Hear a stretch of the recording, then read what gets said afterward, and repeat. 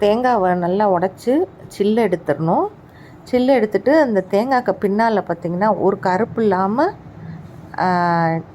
கிளியராக எடுத்துருங்க. இந்த மாதிரி பியூர் ஒயிட்டாக இருக்கணும் தேங்காய். அப்புறம் அந்த தேங்காய்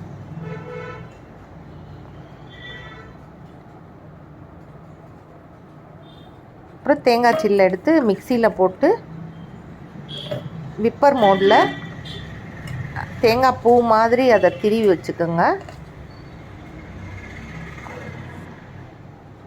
எப்படி இருக்கோ இதை நீங்கள் வடைச்சட்டியில் நல்லா லைட்டாக சிம்மில் போட்டு நல்லா வறுக்கணும். ஒரு கொஞ்சம் கூட அடியில் கருப்பு ப்ரௌனிஷாக ஆகக்கூடாது.